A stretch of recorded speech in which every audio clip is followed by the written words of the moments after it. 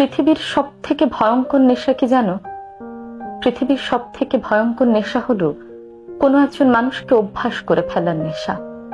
তীব্র ভালোবাসার কারণে কোনো একজন মানুষ যখন মগজে ঢুকে যায়, তখন সে ছেড়ে চলে যাওয়ার পরেও তাকে মনে করার অভ্যাস থেকে বের হয়ে আসা যায় না। এ এক তীব্র নেশা। মানুষ যতদিন বেঁচে থাকে এই নেশা থেকে কিছুতে বের হয়ে আসতে পারে না। হাতে পায়ে ধরে কেঁদে কেটে কখনো কারো জীবনে থেকে যেতে চাইবেন না। যে আপনার ভালোবাসায় বোঝেনি তাকে আর কিচ্ছু দিয়ে বোঝাতে পারবেন না। যখন দেখলেন সে বোঝেনি, তখন নিজেকেই বুঝিয়ে নিন। নিজেকে ভালো রাখার সবচেয়ে বড় পথ হলো নিজেকে বুঝিয়ে নেওয়া। আপনার রাগ, অভিমান, ভালোবাসা এগুলো আপনার একান্ত অনুভূতি। এই অনুভূতিগুলোকে কখনোই সস্তা করে ফেলবেন না। পৃথিবীর সব থেকে দামি এবং গুরুত্বপূর্ণ সম্পর্কের নাম কি জানেন? শুনলে খানিকটা অবাক হবেন, তবুও জেনে রাখুন। পৃথিবীর সব থেকে পুরাতন, সব থেকে দামি এবং সর্বপ্রথম সম্পর্কের নাম হলো স্বামী স্ত্রীর সম্পর্ক।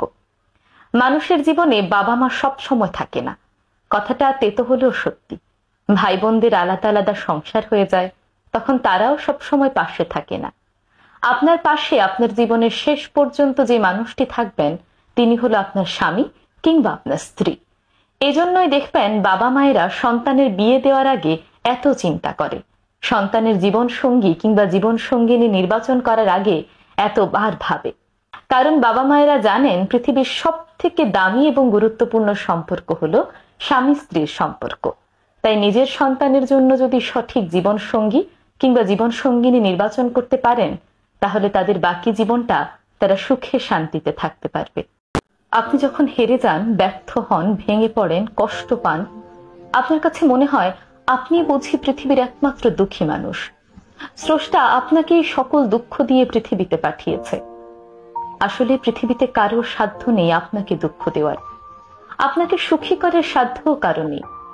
আপনি দুঃখী আছেন আপনার চিন্তার কারণে। এমনকি যিনি সুখে আছেন তিনিও সুখে আছেন তার চিন্তার কারণে। আসলে আমাদের চারপাশে ঘটে যাওয়া ঘটনাগুলোকে কে কিভাবে দেখছে সেটি নির্ধারণ করে আপনার অনুভূতিতে সুখ থাকবে নাকি দুঃখ থাকবে। আচ্ছা, একবার ভেবে বলুন তো, আপনি নিজে নিজেকে সম্মান করেন? কেউ যখন আপনাকে এসে বলে এই কাজ তোমাকে দিয়ে হবে না, আপনি তখন সেটাই বিশ্বাস করে নেন। আপনি যখন বড় কোনো স্বপ্ন নিয়ে সামনের দিকে এগিয়ে যান, হঠাৎ করে কেউ এসে বলে ছেঁড়া কাঁথায় শুয়ে লাখ টাকার স্বপ্ন দেখো না, তখন তাদের এই কথায় আপনার স্বপ্নগুলো কাঁচের টুকরোর মতো চারপাশে ছড়িয়ে পড়ে। আপনি যখন কোনো কাজে হেরে যান, তখন কেউ এসে দীর্ঘশ্বাস ফেলে বলে সব কাজ কি আর সবার দ্বারা হয়, তখন আপনি তার কথাই বিশ্বাস করেন এবং ভেঙে পড়েন। আপনি তো নিজে নিজেকে, নিজের স্বপ্নগুলোকে গুরুত্ব দিচ্ছেন না। আপনাকে তো পরিচালিত করছে ওই নেগেটিভ মানুষগুলো। অথচ আপনার জীবন কেমন হবে সেটা নির্ভর করছে আপনার সিদ্ধান্তের উপর। হেরে গিয়েও যারা জিতে যেতে চায়, বারবার পড়ে গিয়েও যারা উঠে দাঁড়াতে চায়, তারা ঠিকই দৌড়ায়। আপনি নিজে হার মানলেই কেবল হেরে যাবেন, নয়তো এই পৃথিবীর কারো সাধ্য নেই আপনাকে হারানোর। সোশ্যাল মিডিয়ায় যারা তাদের নিখুঁত দাম্পত্য জীবনের সুপারহিট স্টোরি শোনায়, মনে রাখবেন ওটা বেশিরভাগই সিনেমা ট্রেইলার। বাস্তবে দুটো মানুষ পাশাপাশি থাকলে একটু আধটু স্ক্র্যাচ তো লাগবেই, তাই না? যদি দেখেন কোনো কাপল সারা বছর শুধু মধুমাসে ভাসে, তাহলে বুঝবেন ওরা হয় মিথ্যে বলছে আর নয়তো ওরা রোবট। কারণ আমরা মানুষ, আমাদের হৃদয়ে ঢেউ তো উঠবেই। ভালোবাসা যেমন থাকবে, ঠোকাঠুকিও থাকবে। সম্পর্ক মানে নুন মরিচ মেশানো ঝালমুড়ি। বেশি মিষ্টি হলে সম্পর্কে অরুচি ধরে যাবে যে। তাই যদি দেখেন আপনার সঙ্গীর সঙ্গে আপনার একটু আধটু ঝামেলা হচ্ছে, তাহলে বুঝবেন সবকিছু ঠিকঠাকই আছে। ছেলের বিয়ে হয়ে গেলে ছেলে আর নিজের থাকে না, বউয়ের হয়ে যায়। কিন্তু মেয়ের বিয়ে হলেও মেয়ে কখনো পর হয় না। এই কথাটা অনেকেই বলেন। আচ্ছা, একটু ভেবে বলুন তো, কথাটা কি ঠিক? আসলে আপনি যখন আপনার মেয়েকে কোনো কিছু দেন, তখন তার বিনিময়ে তার কাছ থেকে কোনো রিটার্ন আশা করেন না। মেয়ে সুখী হলে আপনিও সুখী হন। মেয়ে কতটা সুখে আছে তার সঙ্গে নিজের কখনো তুলনা করেন না। আপনার মেয়ে যদি আপনার চেয়ে 10 গুণ বেশি সুখে থাকে, তাহলে আপনিও 10 গুণ বেশি সুখী হন। আপনার মেয়ে সুখী না হলে আপনি অসুখী হন। মেয়ে মেয়ের জামাই সমস্যাকে নিজের সমস্যা মনে করেন, তাদের যে কোনো বিপদে পাশে দাঁড়ান, সামর্থ্যের বাইরে গিয়েও সাহায্যের চেষ্টা করেন। খুবই ভালো কথা। অন্যদিকে ছোটবেলা থেকে ছেলের পেছনে যত খরচা করেন আর মনে মনে ভাবতে থাকেন ছেলে একদিন বড় হয়ে এগুলো রিটার্ন দেবে, দাবিও করেন। অনেক সময় মনেও করিয়ে দেন তোর পেছনে এত এত টাকা খরচা করেছি। ছেলেকে বিয়ে দিয়ে তাকে পর ভাবতে শুরু করেন। অনেক বাবা মাই ছেলেকে বিয়ে দিয়ে এমন মানসিকতা পোষণ করেন, তোকে বিয়ে দিয়েছি, এখন এগুলো তোর সমস্যা, তোর সমস্যা তোকেই সমাধান করতে হবে, আমরা কোনো সাহায্য করতে পারবো না। সামর্থ্য থাকলেও সাহায্য করে না।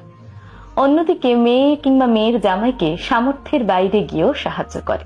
ছেলে ছেলের বউ কতটা সুখে আছে তা নিজেদের সঙ্গে তুলনা করেন। ছেলেকে বিয়ে দেওয়ার পর ছেলের বিবাহিত জীবনের সুখ কতজন সহ্য করতে পারে? ছেলের বিপদে তো ছেলেকে একা করে দেন, কিন্তু ছেলে বেশি সুখে থাকলে তখন আবার তার ভাগ চান। আসলে কি জানেন, মেয়ের উপর কেউই কোনো দায়িত্ব আরোপ করেন না। তাই মেয়ে যদি আপনার প্রতি 5% কিছু করে, আপনার মনে হয় আপনার মেয়ে আপনার জন্য কত ভাবে। অপরদিকে প্রতিটি ছেলের ওপর 100 ভাগ দায়িত্ব আরোপ করা থাকে। ছেলেরা যদি তার 70 থেকে 80 ভাগও করে, বাকিটা যদি করতে না পারে, তখন আপনার মনে হয় আপনার ছেলে কত খারাপ। দেখুন, মেয়ের পেছনে আপনি যতই খরচা করেন না কেন, লেখাপড়া শেষ করে তার বিয়েতে 10 লক্ষ টাকা খরচ করলেও আপনি তাকে কখনো বলেন না তোর বিয়েতে এত টাকা খরচ করেছি, বরং খুব শখ আহ্লাদের সঙ্গে তাকে বিয়ে দেন।